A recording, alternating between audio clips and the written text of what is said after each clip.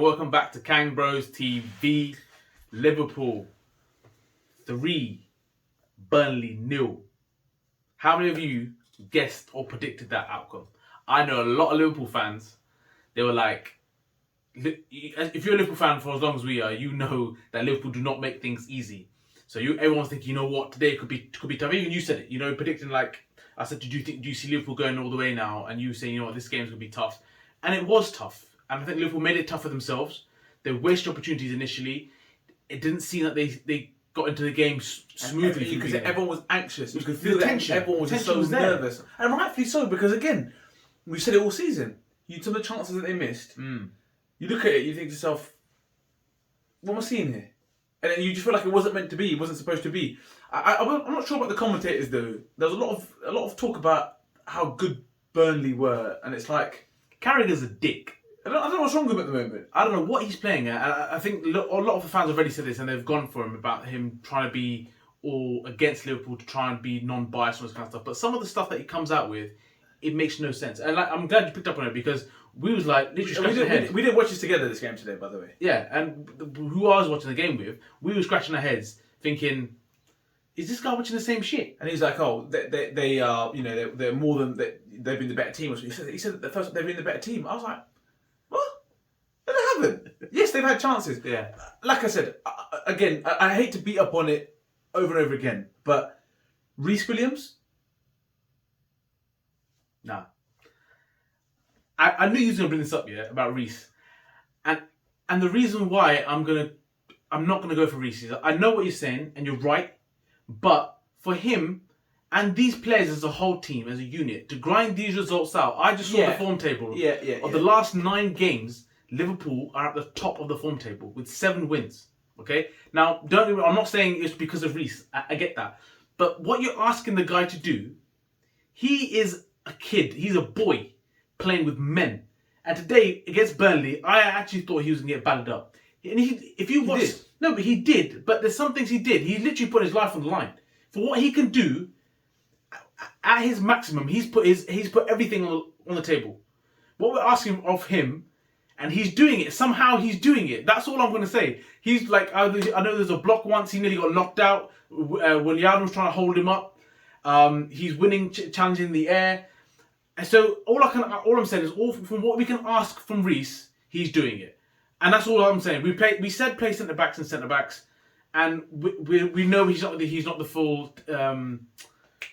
Not the finished article. He doesn't finish the article. I know that, but I'm not going to go for Rhys, because I think from what he can produce on a football pitch, he's giving everything he can, and he's grinding out the results that we need, and that's what I'm going to say on that. Listen, that's cool, and I love your it's like an Oprah Winfrey ending message. Yeah? Thank you very much for that. Yeah, and I hope everyone stays. Take care of yourselves and each other. Great. Yeah, lovely. Very heartfelt. But let's talk big boy facts here. Yeah? Burnley, we knew, turn it in his corner and buoy him off, and they did. Yeah, and he made some bad decisions. He made some odd decisions and some weird decisions. Yeah. Mm-hmm. Now I'm just talking. I'm not considering about age. I'm just telling you for what it is. Yeah, for what we're watching, this is what it is. Yeah. He should not be anywhere near a first team. Yeah, a football first team in the Premier League at this moment in time, and I mean that in the utmost respect. There's nothing against him. Of his maturity level at this moment in time, I believe that he is someone that is above. He's playing in a level that he's not comfortable with. But that's nothing wrong. There's nothing wrong with that. That's just being honest. But I'm saying we know this though, right? Yes, but the point I'm trying to make is, if you go back to it and think of it even deeper than what it is that Liverpool should not be in the situation. We called it end of last season that they needed reinforcements and something. Why should you let Lovren go? Because this could happen. And you've got to prepare for all situations. Yes, play centre back to centre back. I get that. I understand that, and it's obviously proven that it's worthwhile. But you can sit here and give me that whole heartfelt message about we'll ask him to do this, and he's put it off. Yes, well done. You're a professional athlete, and you're a paid professional. That's your job, is to play football. So you've got to be better at your job, as far as I'm concerned. Results wise, I'm very happy. I'm ridiculously happy. But my point being is that, I know it's all ifs and buts and maybes. But Burnley did have chances to score, and it all came down from that side. That's all I'm saying. There's big facts in it. There's big fact. All the shoot that came from that side, and typically, anyone that's half decent scoring them. Wood's okay. Wood's a good player, but he's no, he's not your Aguero's and you're not your Vardy's in them there. Do you know what I'm saying? So they're just saying, let's just see, black and white. You know what I mean? You got to say how you see it. Rhys, if you're watching this, there's one game left, brother. You give it all you got and make sure we get over the line. Hold it down. You know what I mean? That's all I'm saying. But on the flip side to that, his partner. What?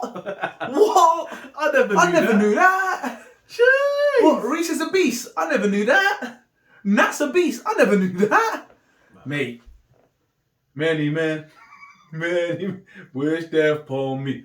But from now on, just call him Naldini. Yeah? Naldini. Because what he's doing, he's out here stopping goals on the line. He's scoring goals. He's battering Burnley mans in the air. Like, what is it that this guy can't do apart from run fast? Yeah, like I was talking about this because like you're thinking, would you like to see this guy side by side by Verge? Yeah, and the only thing that stops him, like I said, is the pace thing, because defensively he can do everything right. But when it comes to what we do with Verge playing really hard up the pitch, it's something you can't do with Naldini. Now, but he has reassured his spot as in a backup squad, whatever you want to call it. He should be there. And this is what you talk about in football. If the opportunity presents itself, you take it. And that's what I'm talking about, Rhys. Like, again, I feel like I'm going back. The reason I'm saying it is because you look at the situation presented with everything. Even when the chips are so down, he's come in and got his moment, got his minutes.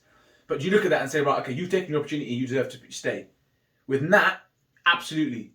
Fuck yeah, shit yeah. Of course you do, you know what I mean? But with Rhys, you're like, you've smashed it up to this point. Well done. You've given everything, but this isn't your station. That's what I'm saying. You have to get off the bus now, player. This isn't your ticket stops here. Anyway, but Nat, yeah, he had an amazing game, easy man of the match, head and shoulders above the rest for me. And we talk about putting your life on the line, and he's doing the exact same thing.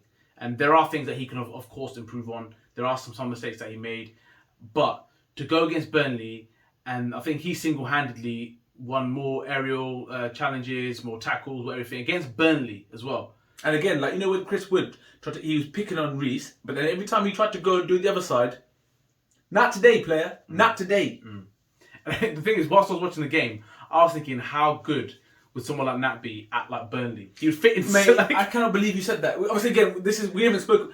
I was sat there today thinking to myself, do you know? I was like, funnily enough, I was a team. He'd be brilliant at Brighton. Yeah, where they've got Ben Dunk, they got that fucking other matey, the left back, big dudes at the back, big strong in the air. He'll be brilliant at them teams there. Brighton, Burnley. He's cut out for Burnley. Yeah. Do you know what I mean? That's exactly what I was thinking. But equally, he's earned the right to be where he is at the moment, mate. Let's put it like this: he'd play centre back for Tottenham. He'd play centre back for Arsenal.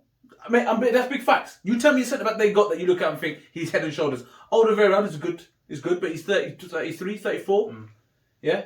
I'm looking at the other guys that they've all got. David Luiz, he's leaving. He would do a job at Arsenal and Spurs. I don't care what anyone says. You can't tell me otherwise. If Arsenal fans, they're going to say, nah, we're Arsenal with this. This is facts. He can do a job there. The statement he's making is Nat Phillips can go and walk into Arsenal centre-back and Tottenham. I believe at this moment in time, with the situation that those two clubs are in at the moment, I'm just saying they're deemed as hits in the comments on that. I think it's a wild statement, but can you really disagree with it? Yeah, if you deep, that's what I'm saying. If you deep my point being, you just take the names out of it. Yeah, you take the teams they're lying 8th and 9th, wherever they're 6th, 7th, or 8th, wherever they are in the table. That's amongst your Leeds, your Evertons, your Wolves. For me, him and Connor Cody, they would do a good job at Wolves, right? Everton, he could play alongside, what's his name? Michael Keane. Yeah? My point being is that I don't think that he'd look at a place at size like that. I don't, from what we've seen so far and the way he's playing, he would not look at a place at a team like that. A team where you wanted to build up from the back. No, don't get me wrong. He's even got that. Some of that in his locker. He's got some of that. I'm just saying, if you pop it out from the get go, that's where he might struggle at Arsenal, who try and play all the time. But fuck me, they struggle themselves. So it's not like he'll make it any worse. But yeah, he was top draw. And the other thing I wanted to touch upon today, for me, Thiago. I'm at a stage now. I've always been like this, but now especially when he gets the ball, I'm like that. he's gonna do some shit here. You know that little touches where he just pivots his body and then he's out and players are like, where's he gone? Where's he gone? Where's he gone? For me, today, I just thought to myself, this is, and I think Carragher made a point. You don't buy him to always set up the goals and score the goals, but you wanted to control games in midfield. And today, I thought you controlled the game. For me, it wasn't much to the control. It was the time when you need to break through the lines. Sometimes he did that, and our team weren't ready for it. And then just those common 1-2s, open up play when there was just banks and banks and there's not much space to play in. So for me, that's what I really love from Thiago. I did want to see more control because I think Fabinho was off it today. Yeah. I didn't think he had a great game. Gini, he did bits here and there, but once again, I don't think the midfield was controlled as I would like it to be. Yeah. For me, what I wanted to bring up was Bobby. Yeah, now the the people that attack Bobby, that attack Bobby. Yeah, where are you now, bro? What, you're just going to accept his goals for the last, 3, and it's just performances as well, for the last 4 games, and just ignore it? That's what you see. They're gone hiding in the hedge, bro. Do you know what I'm saying? The thing he is, scored important goals. Yes, but the other thing is, the goal that he scored today, we always say, ask the question of the keeper, innit? Ask the question. And we said that a lot. Look, if you look at some of the chances we missed today, all you have to do is hit the target to see what happened. And do you know some of the chances that we had, they don't even go as a stat. Yeah. So Mane's chance at the beginning, as far as I'm concerned, that is a goober, mate. That is a sitter. Absolute sitter. That's a sitter. With the wrong foot. Yeah, gone with the wrong foot. That doesn't even count as an attempt, by the way. And it doesn't even hit us on target. Nor does Salah's, right? Yeah, but they are golden opportunities. They're golden opportunities. And all for me is done, like you said, is just hit the target. And just let's see what happens. A deflection happens, the goalie's going to make an error, make them actually make the error. Ask the question. Yeah, that's the other thing. The new keeper that's playing, Liverpool didn't ask a question of him for 40 minutes. Easy. And that's where I look at something and I think, do you know what? Obviously, we talk about fucking G's, but Gerrard, get the ball out of his feet. All right, let's zip a shot and let's just see what he's got. Trent takes that free kick from miles out and he tries to catch him off guard. Just hang one up and see if he's going to come and collect it. Mm-hmm. See if he fancies it. Ask him the question. Alisson on corners today, when they know they're going to swing cross into the box. A couple of things today he did, I was a bit like, oh, but on the whole, when you know you're going to get your box, there's going to be a barrage of balls into the box. The way he come and commanded the box today, I thought to myself, do you know what? That was worldly as well. Mm. So that's what was important. But again, the chances we missed today summed up the season. Yes, we've won the game 3-0 and I'm absolutely delighted. Ox, great to see him get a goal. The goal difference side of it, unbelievably good for us. Puts us in great position coming into the weekend.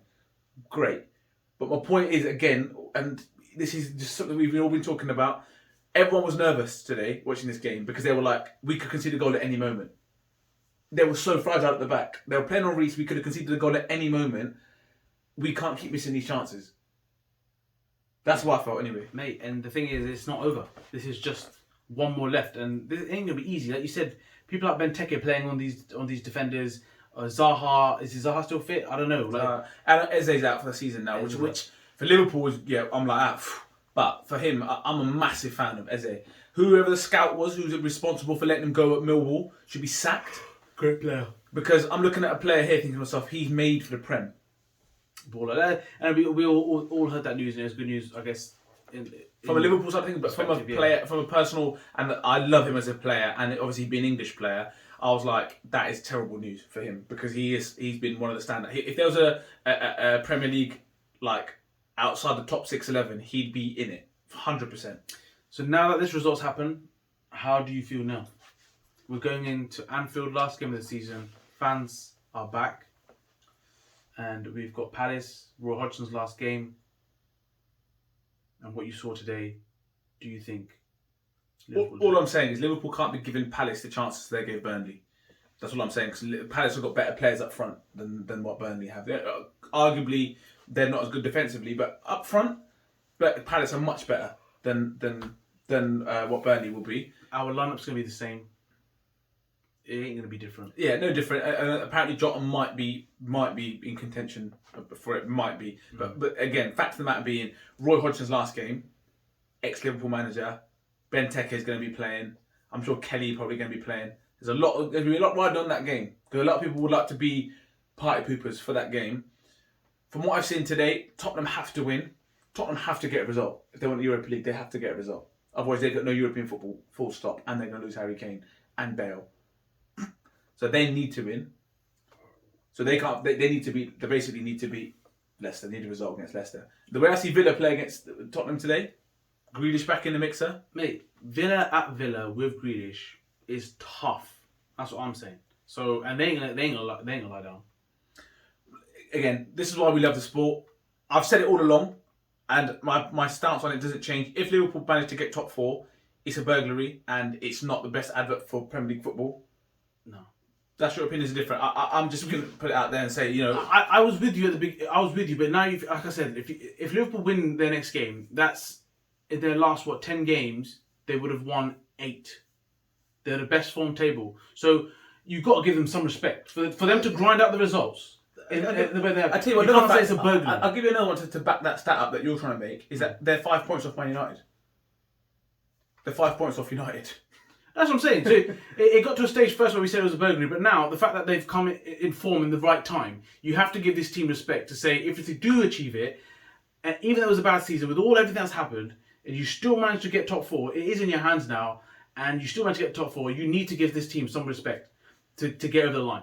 That's all I'm saying, because a lot of things have been said. Yeah, but let's listen. Let's see if it happens first. That's what I'm saying. There's a lot of ifs and buts because Sunday's going to be. There's going to be a lot of turbulence on Sunday. I can feel it now. There's going to be a turbulent day on Sunday. There's going to be an Aguero moment at some point. Oh yeah, 100%. I hope that for all the Liverpool fans out there that we have a nice Sunday where we're all chilling, relaxed, and watching the game, and it's going our way, because we all know, like I said earlier, it's never easy. Liverpool and Palace. I still remember that season. It was Palace, right? Was it Fulham? Suarez was crying. Yeah, it was, wasn't it? Yeah. So look, I hope it's not, and I hope it's a good Sunday for everyone, and we will be there in the reaction video to talk about it. But let's hope, fingers crossed, that we can wrap up with the top 4. We've covered a lot of points in here, so get into us at the comments. I know I can imagine people are sitting there ready to come for me. I get it. I understand it. I my opinions. I stand by them, but at the same time, what we feeling? Talk to me about Sunday. I want to hear what people are thinking, how people are feeling, how it's all going to pan out. People put their bollocks out there and tell me who they think is going to be where in the table. I want to hear I want to hear bravery and I want to hear optimism. So let me know what you lot think. And yeah, so until the weekend, get your energy up, get ready to back the boys. Don't forget to like, share, and comment. And as I say, see you on the weekend.